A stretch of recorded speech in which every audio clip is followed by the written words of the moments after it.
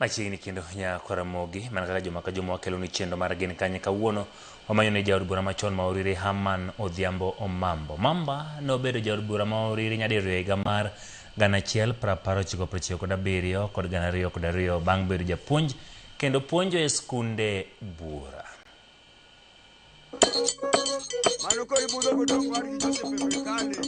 E gwenge mag Oriri e kaunti ma Migori walimo Kanyamkago mondo wayud mbaka mar Herman Odhiambo Omamba. Jal mane piny oluoro nosomo kure. Jaduong' nonyuol in 1932 mane en fifth born mar manosenindo Julius Omambo Keke. Julius Omambo Keke ma wuonwa ne yudo mine mang'eny malara par gi wiye. So koro min gi ne en dhako mar adek. Ka nochako sombe, somo Yala, timo intermediate ne. Nen modhi motimo tiegruok ne mar puonj. Mzee did his secondary school Namulengo College in Uganda.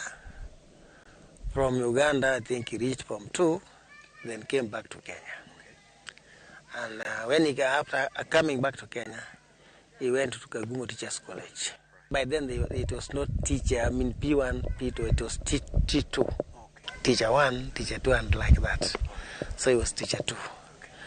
Bang' sombe, nochako puonjo kendo bang'e, to nobedo nyaka japuonj maduong' e sikunde bura. Modhi obedo japuonj, obedo headmaster, kendo had many schools. From college, Kagumo Teachers College, he was posted to Legisa. Legisa is a school, was a private school in Kochia. Opuonjo kamoro ni Midida, opuonjo kamoro ni Sae, opuonjo kamoro ni Andingo, opuonjo kamoro ni Korondo, opuonjo kamoro ni Nyama, jaduong' oluorore puonjo kamoro retire. En mani be puonjo ne kane bingi jaduong' ne ng'ama be rori matin. Na janyuka ng'ewanyo samoro jaduong' ni nyalo madho nyukare ni makata ndike. Nikech ndalo cha awinjo ni bedo gi ndiga was a very it was a great thing. Puonji ne cha mano wuotho go cha ema nodhi konyo jaduong' Omamba ni bedo kata mibunge. Nikech nodhi bedo ng'ama ne gi uma. Kendo chako siasa mag Regional Assembly. Bang' mano kanogik 1965 noyiere Regional Assembly as the regional representative in 1965. Ting'e ni gimoro notimore 1965 kanya bang' ma pok otimore Kenya ka nyaka ne yiero chakre. Nikech kanogik 1966 to Regional Assembly mane Mheshimiwa Omamba nitie nogo ombulu ni gin gidok dala. 1966 they unanimously agreed ni wan koro wago bunge ni piny wadhi dala. So bang' Regional Assembly no noduogo mobedo ochako duogo e puonj. To ndalo ka chiko yeni kata japuonj te gomo na siasa.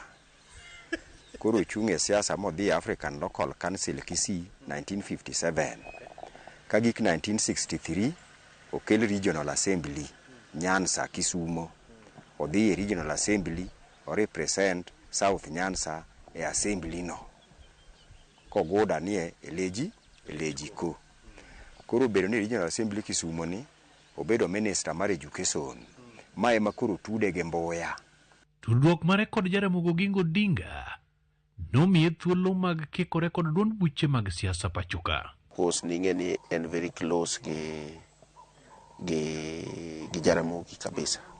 En very close gi Jaramogi kabisa, ne gitiyo gi Jaramogi kabisa. So bang' mano history mar Ford nobedo ambassador malicha ahinya mar Ford Kenya.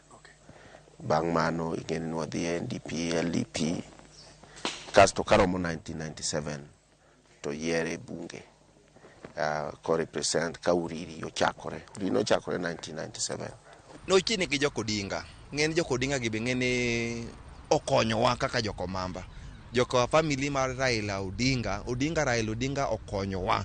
To kata ka jaduong' Miruka, the late mochaka Julius Omamba mochaka ni Jaramogi rende nyaka dala wa kanyo endi ka kwarwa kanyo endi. Koro osiep cha nodhi bedo mang'eny.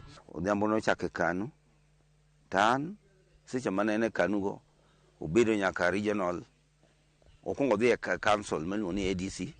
Siasa mare ne chalo nade? Dala ne pong' kabisa. Actually, kata sani ka idhi dala, kata wach ka in dala, to nitiere benches manolosi mane oluoro ot mane ji biro to bede gokinyi, ji ne kelo weche mopogore opogore, giwuoyo gi jaduong' kanyo. Mheshimiwa was a funny guy. Mane nyalo neno kani wuok gi kakinene samoro ne nyalo wacho ni ong'ama kech marach ahinya kendo nyalo ruchi. Then reaching 1963, Regional Assembly was introduced in the new constitution in Kenya by that time of independence, whereby now he now leaves the African Local Council, matinde en council machieneni.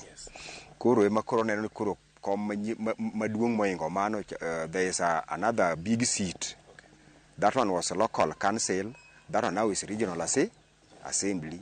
So he had an ambition to represent Southern Nyanza in that assembly in Kisumu.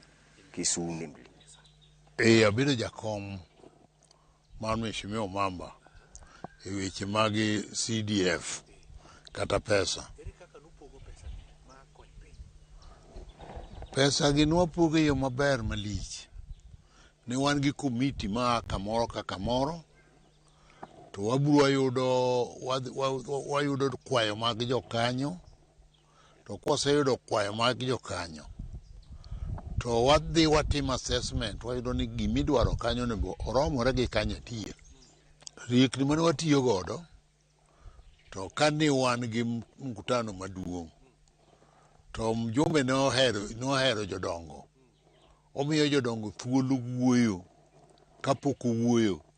Oriek nikech ne en ng'ama osomo maber, koro nonyalo translate ne jowadgi ka ji nie meeting, to nonyalo translate ne jo meeting nikech ng'eny ji ni luongo jodongo.